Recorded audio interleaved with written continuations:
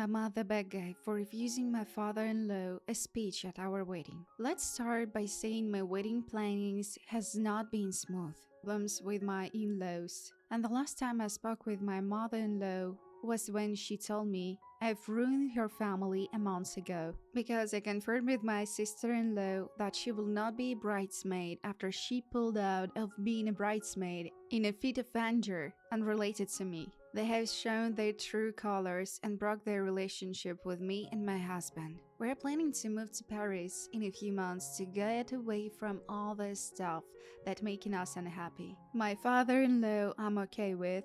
He's fine to talk to, and he was around at my parents' house before my husband's stag do last week. He was pleasant and polite. What irks me, in the 10 years me and my husband have been together, he will very often belittle him. My husband does well for himself. Fantastic job, degree, house, child, etc. And his family seems to find a way to make him feel bad at any family event and make fun. About 3 months ago, my husband told me that his dad had asked him if he had to do a speech at our wedding. He told him, "We are doing the traditional 3 speeches." He made him feel awful guilty, but he stuck to his guns. A few weeks later, he pulled me aside when I was still occasionally going to in-laws and asked, "What did husband say?" He said no. So I said, "Best is a no then." I did not want him to do a speech. Anyway, it was my husband's stag to do last weekend, and my dad told me that my husband's dad asked my dad not to tell me Anne's husband, but can he lead him into a speech. He then tried to bribe him with buying drinks and giving good stories about my husband. My dad said, "I just do what me tells me to do, sorry. I can't do that." Then my father-in-law said he might just do one anyway. My dad of course told me, "Am I wrong to be pissed? My in-laws can't respect my boundaries and it's really getting me down. Now I'm get married in 4 days and I swear, if he does a speech, I will be fuming." It's not that he wants to do one, it's that he's planning on doing it when 3 people have told him not to. Am I being the bad guy here? I don't want him to get up and belittle his son on his wedding day. When I tell you, I know he will do it. I'm the bad guy for canceling plans with my ex-girlfriend. Some background. Me and my ex-girlfriend recently broke up after spending almost 3 years together. The breakup wasn't nasty at all, and we decided to remain friends. This friendship has worked pretty well, and we both still love each other and want to spend some time apart as in not bringing in a relationship, and then try to work things out and find a way back to each other. Last weekend we made plans that I was going to come to hers after work on Friday and we were going to spend the weekend. She did, however, say that she was 95% sure that nothing will come in the way of our plans. That may or may not be important for you to know. As you might have guessed, this 5% probability of something coming in the way of our plans managed to become reality. She says that her friends asked her if she wanted to chill on Friday and smoke some pot, which I'm cool with, fine. But I could some and pick her up from her friends early on Saturday, and we will still have 2 days and a night together. I agreed to this at first, but after some thinking, I felt as if she wasn't prioritizing our plans and that she said the 95% thing to me just because she knew that if other opinions appeared for her, she will jump on it. I feel that I shouldn't be waiting and rescheduling my plans just for them to fit her. I feel like a second opinion, and I don't want to let myself to be treated like that. I tried to explain this to her while also saying that I was sad that we couldn't spend time together, but I didn't want to disrespect myself like this. I could do something with my own friends instead. Her response is that this is my choice, and she still tried to make time for me. Needless to say, she ended up choosing her other plans over ours in the end. I feel like I stated my feelings over the situation and gave her a fair choice. Was this the right thing to do? Am I the bad guy for sleeping in later than my partner? Hello, me and my partner have different morning routines. I've never been a morning person, typically getting out of bed sometimes between 9 and 9:45 a.m. each day. Since my work is based on the West Coast and we're on the East Coast, my workdays doesn't usually start until noon. During my mornings, I like to have some personal time, make coffee, read, and then shower. On the other hand, my partner wakes up at 7 a.m., works out, shower, and begins his work at 9 a.m. We both work from home. We live in a small New York City apartment with little workspace options. We have a desk in our bedroom and an expensive vintage Kado wall shelf desk in the living room, which my partner was really excited about. However, he now finds the living room desk and chair uncomfortable to work, and it is much smaller than the desk in the bedroom. He believes that he works more during the day than I do, which is valid as he often has continuous meetings. And he blames me for not being able to use the desk in our bedroom. This is because I typically sleep in later and need to use the bathroom connected to our bedroom to get dressed. My partner frequently expressed frustration and complaints, saying things like most people wake up at a reasonable hour and this chair is giving me back problems, claiming that he is in pain. However, he puts the responsibility on me to take the initiative to buy a new chair for him to work from without offering any other solutions. And I don't really see an issue with the chair we currently have. We sometimes switch halfway through the day once I'm done using our bedroom. It's evident that he harbors resentment towards me for this, but I genuinely believe that I'm entitled to enjoy my mornings and shouldn't have to alter them. I should mention that we live in a larger space. He had an extra bedroom as his office while I work in the open living room most of the time, so it's not as if he never had a designed workspace while we live together. Given our current apartment loyal, it's impractical for me to completely overhaul my mornings just so he can use the bathroom desk. It has reached a point where he's becoming consistently rude about this issue every morning when I wake up and make my coffee. So I'm at the bad guy for sleeping in late, causing him not to be able to use the good desk and refusing to purchase him a new chair. I'm at the bad guy for not inviting my grandpa to my graduation. For some quick context, I moved from the US to Australia with my immediate family about 14-15 years ago and have lived there since. My father isn't in my life at the moment. He did and said a lot of really horrible things to my mother and I for years. And around 7-8 months ago, he finally left and got his own place. Around the same time, he got let go from his job. He was lucky not to face legal charges, in my opinion. He was very high up in his old job, so much so that mother had never worked nor needed to. However, not with the added stress of two different living accommodations and a much low-paying job, my father will simply refuse to pay for some things if it so suits him. A month or so, my mom and I got notified my school's tuition, which was supposed to have been paid back in January. So it never got paid.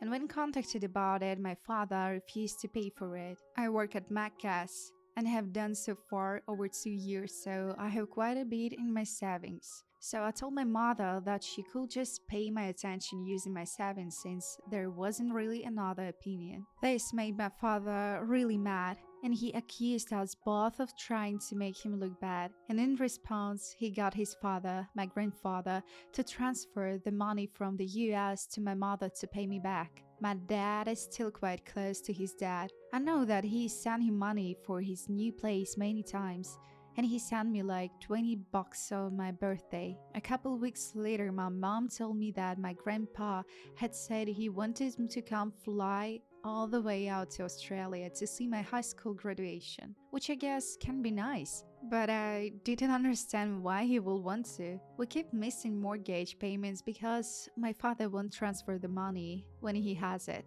And I can't justify the $3,000 tickets to come watch my 2-hour graduation ceremony, especially considering my school streams and live over Zoom. I was also worried about the fact that if my grandpa wanted to come to my graduation, he will try to bring my dad with. I haven't seen him since he moved out, and I really don't wanted to see him at all. My mom told my grandpa that I didn't want him to come to my graduation over email. My grandpa was also not pleased about this, and he sent some really rude emails to my mother. I don't remember the exact content of them, but it was pretty awful. I'm just starting to feel pretty bad for saying I don't want him there. He's never done anything personally bad to me. I just would rather him not spend thousands on a plane ticket when the money could be sent and used a lot better elsewhere. So I'm the bad guy here. I'm the bad guy for no longer paying my elderly parents' mortgage. My parents have never made a single good financial choice. My husband and I sold our family home to buy a house with an in-law suite so they could live with us rent-free, as they had started calling us every month to help pay for bills they were short on. We felt like this way they could lead a more relaxed life and we wouldn't have the stress of covering their monthly shortfalls. The only house my parents liked was 30 G's over our budget. They ended up giving us the 30 G's with the expectation that they wouldn't pay another cent to live from then on. We only asked that my mother not smoke in the house. She agreed at first, but then decided that was unacceptable to her and said we would have to deal with it. My parents blew the rest of the money from their house and asked if we could fire our house cleaner and let her clean instead for extra cash. We agreed, but then she started asking for her weekly money, but had excuses as to why she couldn't actually do the cleaning. This was an issue, as we had both started businesses and really needed help cleaning. I then offered her a job at my bakery for extra cash and rehired our cleaner. But she did the same thing at my bakery, asking for pay advances, then not coming in for shifts. This ended in an argument at my bakery when she asked for her Friday pay on a busy Thursday and said she will also be leaving early. I told her if she left early, then she will be fired. But she walked out. We decided after 3 years we couldn't live with them any longer.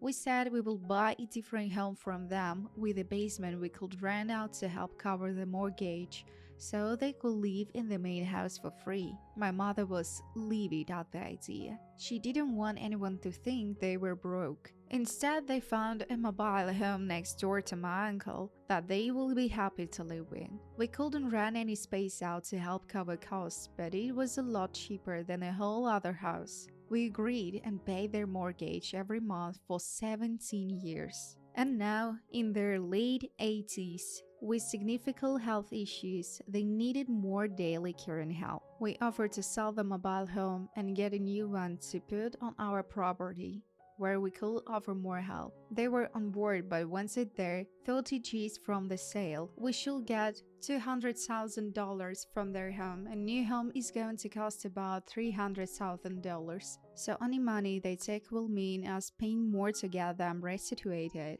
I was angry. I told them they could go through with the plan to sell and put every cent towards the new house, or they could figure out their own life from now, as I was done paying the mortgage. It's been 6 weeks and I haven't heard from them. I know they don't have enough pension to cover their bills. Also, when one of them dies, they will lose the person government subsidy. They did give us the money when we first all moved in together, but over the years, we paid out 130 G's. So, am I the bad guy here?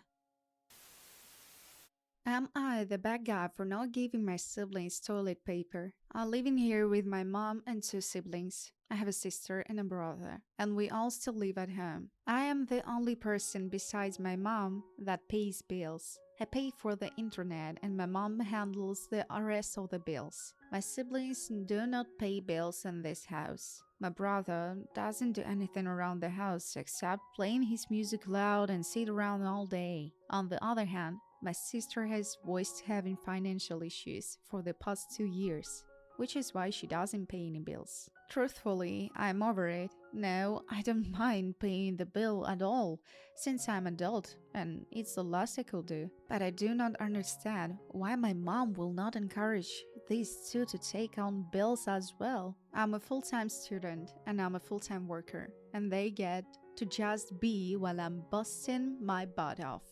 I also share a bathroom with my siblings. The bathroom gets dirty fast. I have to constantly clean up after them, and not only that, but provide toiletries such as soap, toilet paper, and cleaning supplies. Lately, we have been running out of toilet paper very fast. I constantly see a ton of toilet paper in the trash can, and I'm just not understanding why are we running out of toilet paper fast. I have to ask myself, is someone eating the toilet paper because this is ridiculous. I bought 20 rolls of the toilet paper about 2 weeks ago, and toilet, we are out of toilet paper. I've had enough. I told myself that I'm not providing any more toilet paper for them since we are all adults and we should be contributing to toiletries. I bought another pack of toilet paper and hid it in my room. Next thing I know, my brother comes to me, asks for toilet paper, and I said I don't have any. He stated that I thought you bought some more.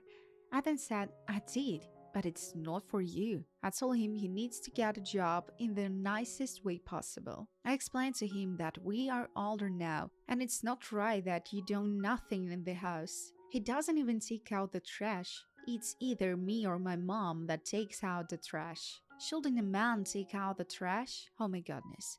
He then told me, why would I give him toilet paper to use the bathroom? I said to him, I just explained that and to get out of my room, please. He then called me selfish and went to my mom for toilet paper. And my mom has yet to bring this up to me. I didn't take him serious because I'm not selfish. I constantly have to give him a ride somewhere, even when I don't have to. Life is just unfair.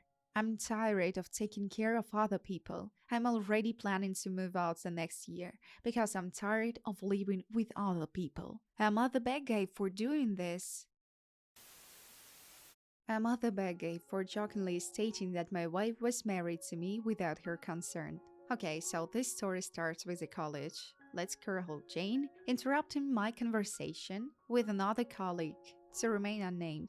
Because I said my wife, Jane butted in notifying me that my wife is not my possession, and I should therefore not refer to her as my wife. I confusedly repeated that I also don't own my dentist, but I refer to her as such because it makes it clear that of all the dentists, or wives for that matter, in the world, I'm talking about the one that pertains to me. In reply, Jane told me I was mansplaining. Now confused and mildly annoyed, I rebutted that mansplaining, to my best knowledge, constituted a man explaining something to a woman that is either a well-known fact or otherwise reasonably expected as predetermined knowledge in the other party, and that in this case, we were clearly in disagreement over what the term "my" signifies. Obviously, this was yet again met with an accusation of mansplaining, and that in hindsight I can understand. Now shifting to sincerely curious, I inquired how she would like me to refer to my wife in the future. Jane's answer was that I should either refer to her by name, which only works if the other party is already aware of my parents' name, if you ask me, or as the person who chooses to spend their life with me. Now the latter, besides the obvious meaningful jokes, invoked a slight giggle out of me, which I now quite amused, responded to do with, do you honest think that there are people who willingly spend their entire life with me? I felt that last response was an obvious joke, and a self-deprecating, oh not all, which I hope will diffuse the situation. That is what met with a magical combination of eye-rolling, scoffing, and a stomp-off. Now I thought that will be the end of the story, but this morning I received a notification that I'm to report to HR. I honestly don't understand what I did wrong here. So I'm the bad guy. I'm the bad guy for being rude to my grandmother when she's in my room. I live with my parents. It's very rare for children in South Asian families to move out unless they are married. And I share a room with my brother. My grandmother has her own room. My grandmother has begun to randomly come to our room during the afternoons and sit there. Now I'm a person that is bothered by the presence of other people when I need my peace and quiet. But it's not even that, she just sits there quietly. She either talks to my brother constantly or talks to me even though she can see that I'm on a call with a friend or busy. If she's not talking to us, she calls everyone she knows under the sun and starts chatting to them loudly. I'll admit she comes to my room very often, but when she does it annoys me a lot. And it is really disrupting, especially when I'm on a call and requires some privacy because I already have to deal with my brother constantly being in my space, which isn't his fault. I often interrupt her when she's on call by asking her to speak softly, which is considered rude in my culture. A lot of things in my culture are considered rude. Respect the elders, blah blah, you get the gist. I sometimes pretend I need to change her study so I can get her to leave. Sometimes she obliges, other times she tell me to just change her, and there she'll close her eyes. It just doesn't help that I don't like some aspects of her and some things she's done, but I won't go into detail about that here. Now I know she's old, and her husband died years ago, and she probably feels lonely. Which is why I feel like a bit of a bad guy when I talk to her rudely and try to get her to stop talking to me or to stop talking loudly. I also feel like a bad guy for not wanting to spend time with her even though I know she's lonely and has continuously asked me to spend time with her. So, what do you think?